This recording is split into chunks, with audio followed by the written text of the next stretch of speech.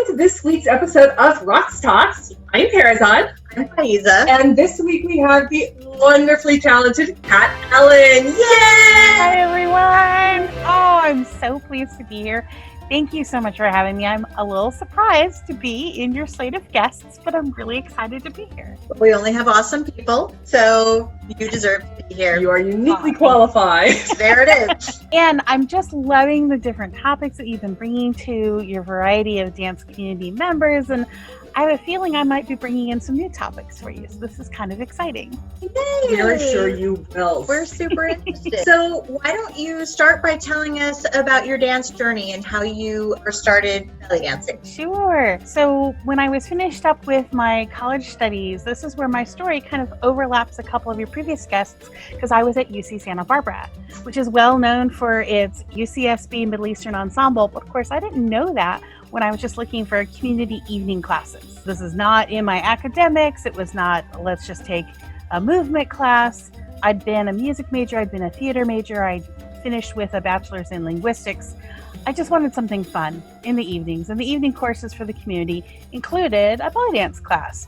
Now, this was the year that Alexandra King had gone to Egypt to study. Again, I didn't know who she was at all at the time. I was just signing up for a local community college class. And Ansuya was 18 years old, and she was legitimately my first belly dance teacher at 18.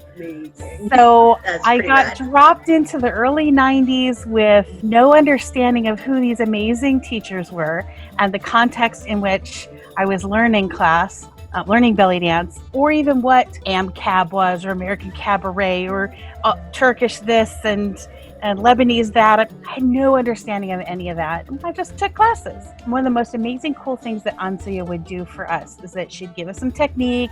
We'd go through the majority of the hour learning something, practicing something, drills. And at the end, she'd always put on music, just 5 minutes, and she'd say, now dance. And we had to improv. Now, most of the time, we're just kind of like, oh, what did we do in class today? I guess I'll try to do it. And for the very last week, like the closing project of class, she split us in half. And she said, okay, half of you are going to be audience, and half of you are going to be performers. And you're just going to get up and you're going to dance for a whole song, and you're all going to cheer for each other, and then you're going to switch places. So she was training us not only to think on our feet. We'd had like 10 weeks of practicing 5 minutes at a time, improv something to the music, but also to be good audience members for each other. So we had to cheer each other and be excited about each other's developments. And at the end of the class, the guy that was in the class, he came up to me and he said, damn, Kat, you got some hips, which was my first belly dance compliment ever. So I was hooked. I am and have always been larger or straight up a fat woman. Fat, short, white woman in America. And there's not a lot of places where people assume that that's the stereotype for an activity. But nobody told me I couldn't do belly dance. Yeah. And I had 2 teachers who cared about my enthusiasm and my work ethic. So I started taking private lessons from Ansuya. I took private lessons from Alexandra. I tried to take as many classes as possible until I just didn't live in the Santa Barbara area anymore. And driving up there was so many hours of traffic that I was getting sleepy on the drive home. So for safety reasons, I stopped going all the way up to Santa Barbara to take classes. But I loved the opportunity to stretch and try new things, and I'd been raised in the theater. So stage presence had already been instilled in me since about age 3 or 4. That was not something I had to work on, but just technique and working on dance was the first thing I had to face. And oddly enough, there was a day when I was helping Alexandra bring something from her car to the workshop area. She said, oh, I Xeroxed a story for you I thought you'd really like. She handed me a copy of a feature about Fat Chance belly dance, which I didn't follow up on, and I still have somewhere in storage. She thought, this is a group I think you would really resonate with. And I was like, oh, okay. But then it got put away and my life went through a variety of other things for decades until 2010. And I was at a camping event and 4 of my friends were performing belly dance, and all 4 of them were completely different shapes. Really, really tall and broad, really, really tiny waif people, everything in between. And they all legitimately had a place in the dance. and they worked together seamlessly. And I was like, oh, I miss this. I used to do this like 15 years ago. Oh, this is so beautiful. And the instructor was teaching 3 miles away from my workplace. And the very next Tuesday, I went straight to class, and it was an ATS level 1 class. And I showed up for week 2. I'd missed week 1, started on week 2, and I thought after about 10 or 20 minutes, only 2 things. Oh my gosh, I totally have to learn to teach this. And holy crap, when do I get to put my arms down? And the answer was, you never, ever get to put your arms down. So I started studying from week 1, halfway through the class, with the intent, I have to consume all of this, and I have to share it with other people.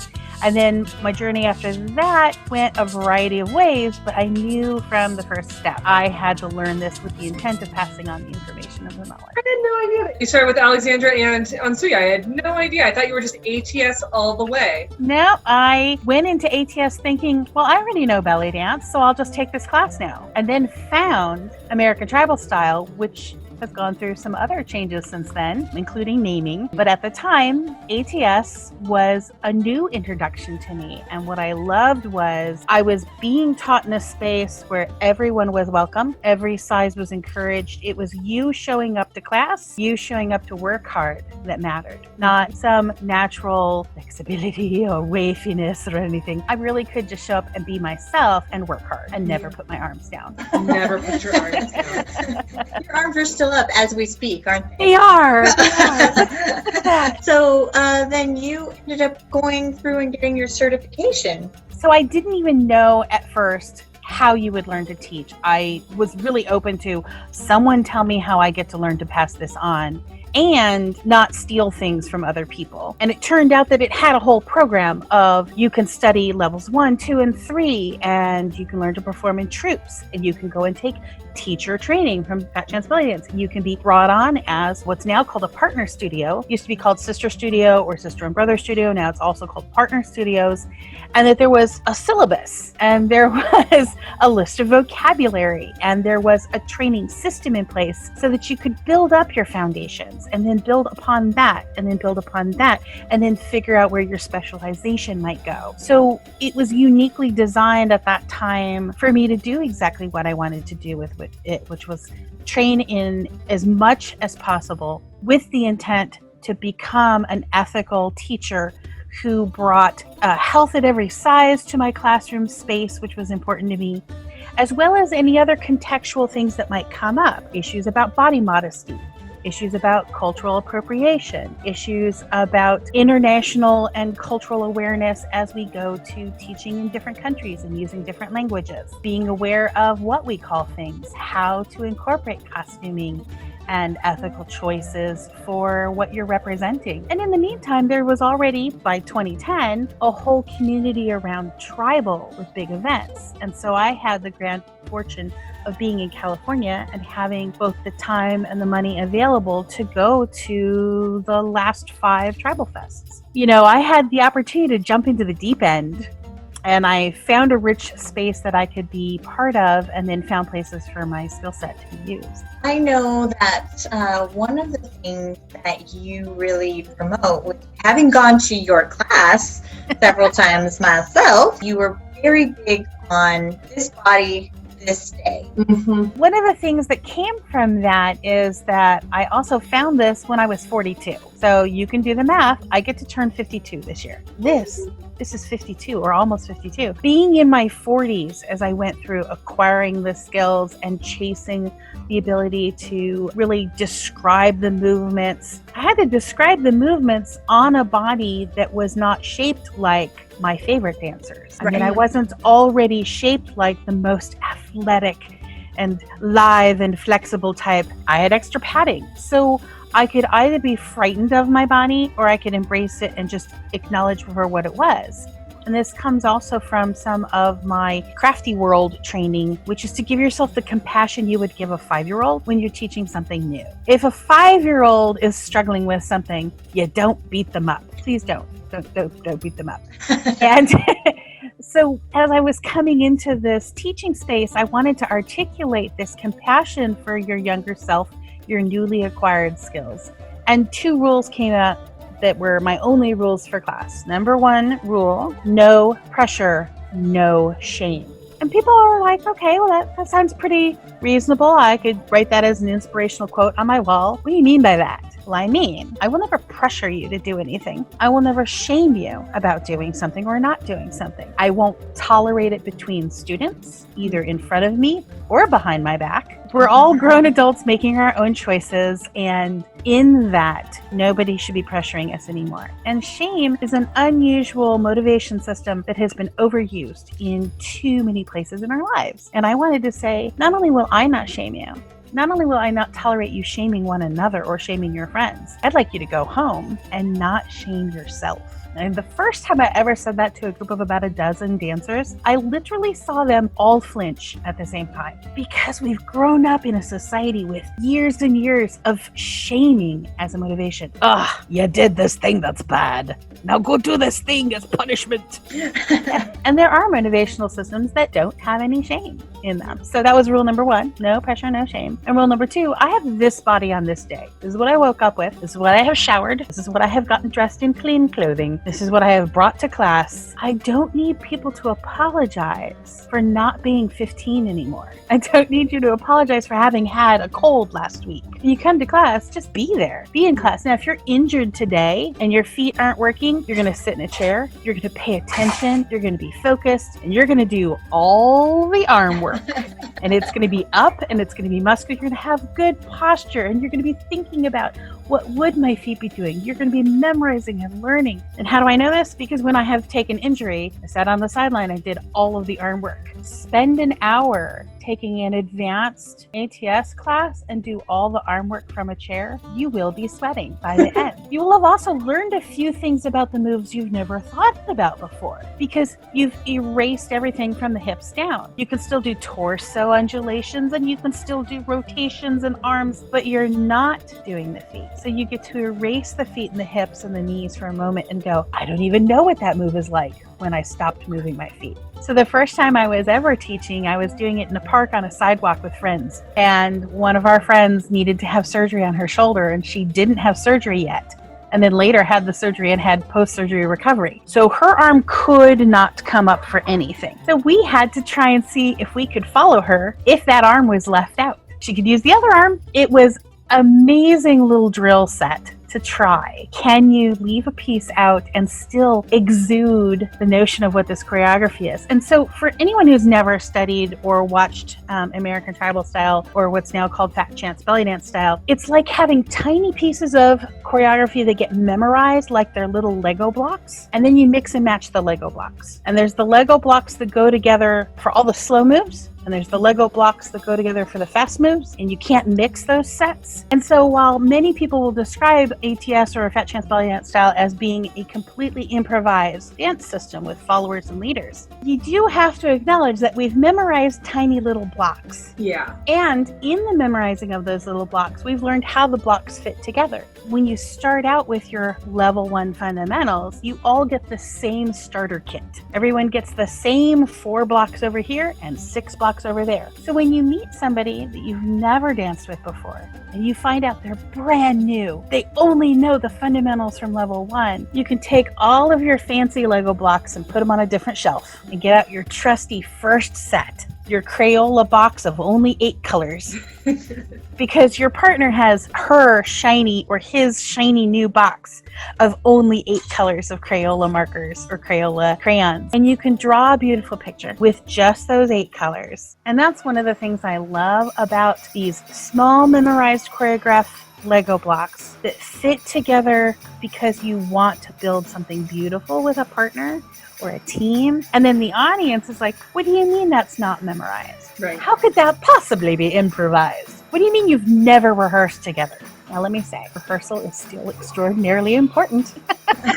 But because it is a known system of blocks that make sense together, even if you are surprised by a custom Star Wars Lego block that you've never seen before, you can roll with it. You practice some kind of a transition, including laughter. And it's one of the things I love about taking these dance forms to a stage or to a party or a hafla. You just laugh and have fun. If it's about ego and competition, it's not what I'm interested in as much. Not that there's anything wrong with competitions. I know many of my friends who thrive in a competition space for dance. It's not my space. So I still appreciate and love that there are other ways to dance, whether solo or with teams and troops. But this one connected with my heart and was something that I wanted to bring people to with a lot of compassion for who you are today. Oh, that's right. We came to this from This Body, This Day. Yes. How did I get here? This Body, This Day is about acknowledging that you're not who you were 10 years ago, and you're not who you're going to be a month from now. And you get to decide as much as possible with what's in your realm of control, how to get to the next month. Other things might happen to surprise you. Okay, we're going to roll with that. But you get to design your choices. And that's a real freeing option for a lot of people who've never had their own agency, their own choices about giving compassion to their bodies and giving compassion to their choices, especially in something like a dance form that might be on a stage, it might be with partners. The example you gave about the first time you said that to your students and you watched them all flinch at the same time, we would be remiss to not acknowledge that shaming yourself is a defense mechanism. Imagine also the dynamic we have sometimes with our friends, where we'll give more grace to our friends than we will give ourselves. Yeah, 100%. So, your friend is depressed and struggling and is finally telling you about the vulnerable thing in their life. You're going to give them support because you already love them and care about them. And they've already trusted to give that vulnerability to you. But what you say to yourself, is that what you would ever tell your friend? Whether it's about body image or whether it's about insecurity, we can be our worst critics. And it's something worth facing head on that's not healthy. Yeah. And it's not that everything has to be cheerful, all the positivity. No, it's not that. It needs to be rooted in facing things, making your decisions, working towards goals, being okay with some things are not in our control, taking control over what you need to take control over in your life, and letting the rest be the compassion you would give the 5-year-old. Yes, the milk is spilled. Now what are we going to do? It's very important that you bring up the 5-year-old because on the one hand, it is 30-year-old Parazad who's coming to this new class. In a lot of ways, it's not. In a lot of ways, it's the 3 to 5-year-old Parazad who was first learning shapes, numbers, colors, and how to read. Mm-hmm. Because when something is so new to you, that was the mindset that was attacking this material. So you do it. It's very important. Treat yourself with compassion, because your kindergarten teacher can be like, what the hell's wrong with you? What do you mean you don't know shapes, or you can't differentiate this letter from that letter? No, she's found a different way to teach you, hopefully. Yeah. She was like, okay, so you don't really understand it when we put it this way, let's do it this way. And just, if you're not getting some aspect of dance, or, whether it's this or that, I hope that everybody, and especially teachers who watch this, I hope that they can also be like, great. So my student doesn't get it when I just continue to show her the same 8 counts of choreography over and over and over again. Without changing anything other than my tone to that of exasperation. Yeah. And that's where the value of going to multiple different kinds of teachers really comes into play. Even if you have a focused dance style, go to class with different instructors. Hear the same move described differently. See the same move on a different body. You need to see someone with a longer torso do the move and someone with a shorter torso do the move. Mm-hmm. I used to joke that I made some of the moves look easy because I had all this extra padding. So all my friends with almost no body fat, you actually had to see the muscles move. Whereas I had some padding, so it was really easy to see the move. And because I could joke about it, I invited them to maybe be less harsh on themselves about body shape, body size, age, current flexibility, current strength, because none of us were there as the peak of our body. all of us were there because it was Thursday, you know, and Friday is going to be different from Thursday. Right. So treat yourself with the compassion you would give a 5-year-old, and then set the goals that you can as an adult. You get to have the agency to choose what you're going to pursue. I actually have a question this time, and not a tangent, Not a dissertation. not a tirade. One of the things that's frustrating to me is that it feels like I'm not frustrated that there is such a proliferation of American tribal style and tribal fusion. I'm frustrated that it feels like it's growing so much more than Oriental or cabaret dance. And I also feel like I see a greater diversity within those of the actual dancers when it comes to size, when it comes to ethnicity. From your perspective as somebody who was in Oriental who started with Oriental style and perhaps felt some pressure to look a certain way, and then found a new community, a new dance community in a different style that you felt more acceptance. Is there something that you feel that the Oriental and American cabaret community can learn from the tribal fusion and American tribal styles? I have a feeling that both our differences and our similarities will all go back to two things. One, we're all human, so we're all experiencing 1990, the year 2000, 2010, 2020 at the same time. Oh dear goodness, we are experiencing 2020 right now. And so I'm going to come back and look at our records of these moments in our little Zoom boxes and try to understand what it was like to experience what we're experiencing right now. So we're all human. We're all experiencing what's going on in the world, in our locations, and with our current access. But also, we both come from different family lineages. So if you trace back to the days of the first Ren fairs in the early 1970s and what came up out of Salampur and Balanat and the development of this stage show with Renaissance-looking costuming and a folkloric historic approach, going into San Francisco and into Masha Archer, going into Carolina Naricchio, and going into what turned into American tribal style. So there's this little family lineage as that family grew. And then your AMCAB experiences of what came from the golden age and what was on screen and what was on stage in which cities, on which coast. And as that lineage developed, and you know, I love watching your interviews with people who know all these grand names, and you put up the photos and you mention the musicians and the grand history, and I'm like, oh, I should look that name up, because I really don't know the historical lineage that you are embodying and being part of. So it's like showing up in the park and there are two family reunions going on at once.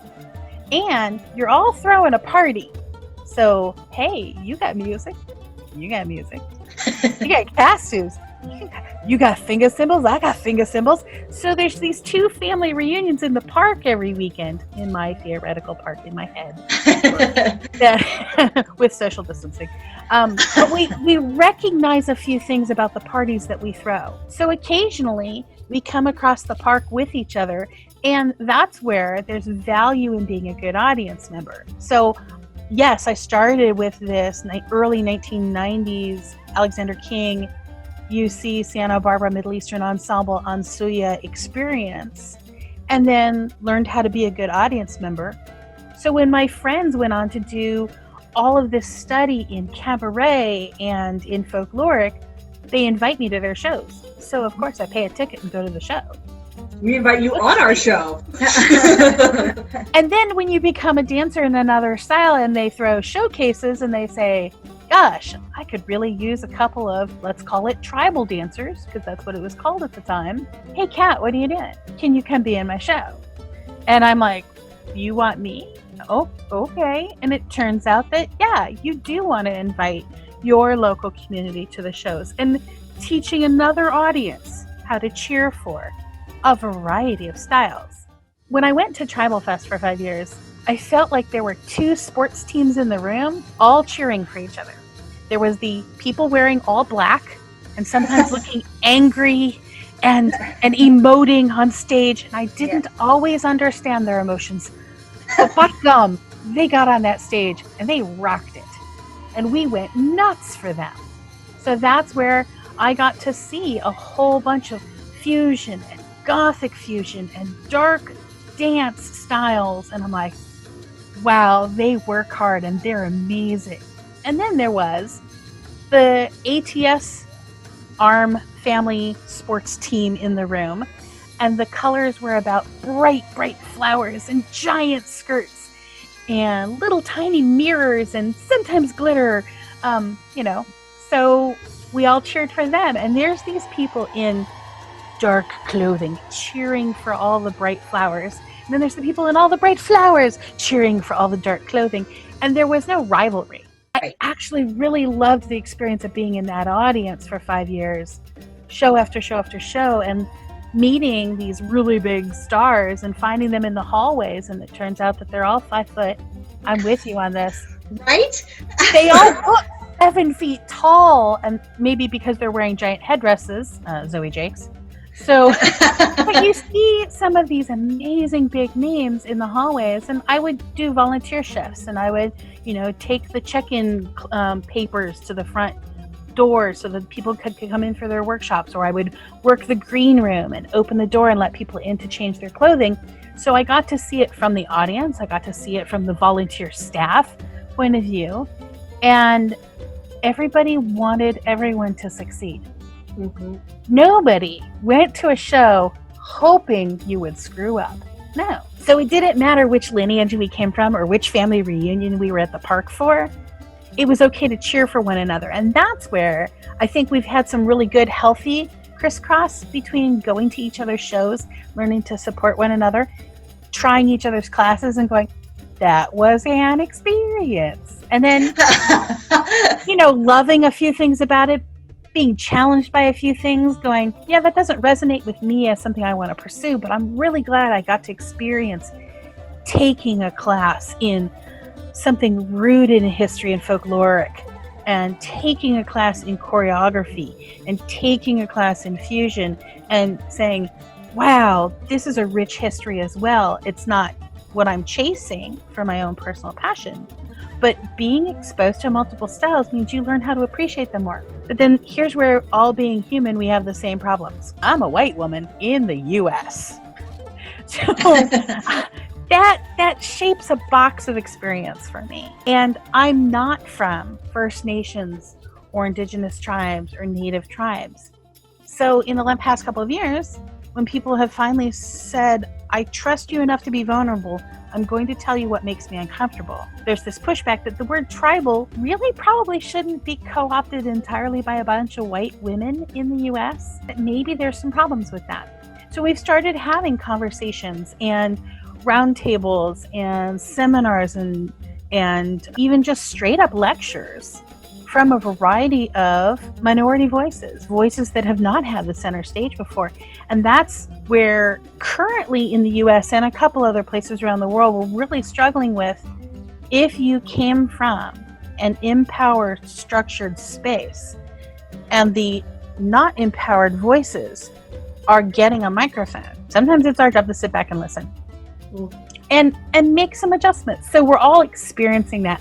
We're experiencing that about race and ethnicity and diversity and inclusion. If you never, ever, ever have anyone Black in the dance forms that you're watching or in your classes, are you going to think that that's a space for you if you are Black? Likewise, I don't need a token on a marketing flyer to act as if we have lots of Black dancers. Now, I've been fortunate enough to make quite a few friends in a couple of different places who, they happen to be Black and they happen to be really enthusiastic about Fat Chance belly dance style, and we've gotten to dance together. But I don't live in their skin. So I know that their experience in this dance form is important for me to listen to. And I couldn't even begin to tell you all of the things that they have to face. That's got to be going on in AMCAP. That's got to be going on in a variety of Oriental dance styles in the US. It's got to be going on with dance styles in Europe and in Canada and in South America and through Asia. I don't know how much belly dance is in a variety of countries in Africa. I don't know how much belly dance. North Africa has a lot. Right. So, but because we're all experiencing 2020 right now, we're starting to have to face issues about ethnicity and diversity and listening to the right voices. So ATS is not actually called ATS anymore. It's not actually called American Tribal Style officially from Carolina. It's now actually called Fat Chance Belly Dance Style. It's still a syllabus of memorized choreography blocks that are a little bit like Legos that you receive in a set. And then there are partner studios. The fact that it says partner studio is listening to people about gender identity. And if you only say sister and brother, you are being binary. And it's important that dancers who do not identify in a binary space are also given the freedom to be part of our experience. So partner studio, there we go. So that's been a shift. At the same time, I'm not going to tell my friends in Brazil that they're not allowed to use the word tribal because it's the branding that is recognized by their audience. They don't have the same struggle with the word tribal in a non-English speaking space. So you know what? I can trust that they're going to make their business decisions that are going to be appropriate for their audience in their classes. And I don't get to arbitrate as this white lady in America what the experience in Brazil should be like. Right. I'm not going to tell Puerto Rico what it's like to be part of the U.S. and be in the Spanish-speaking part of U.S.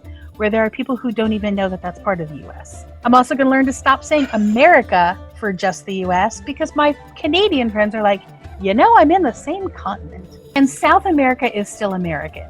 Yep. So since I've had this amazing opportunity to make friends in Brazil and Venezuela and in Canada and in Europe and throughout Asia, as part of this experience of this dance form, it means that I start being aware that their voices matter to me as well. And if they say, you know, I think this word needs to be shifted, I can say, I'm not going to fight you. So it turns out I took a hiatus based on some injury. So I hadn't been planning to teach January through June this year. And then, of course, March this year in the US and a variety of other countries became lockdown. And because I am still in the US, I'm still under lockdown. And it's been March, April, May, June, July, August. So we're in my 6th month. I'm not teaching. But there are a lot of Fat Chance Belly Dance style teachers who are teaching online. There's a ton of opportunities. So I'm in the middle of how do you recover from injury? How do you become strong again? How do you give yourself the grace of a 5-year-old, but not the laziness of a 5-year-old?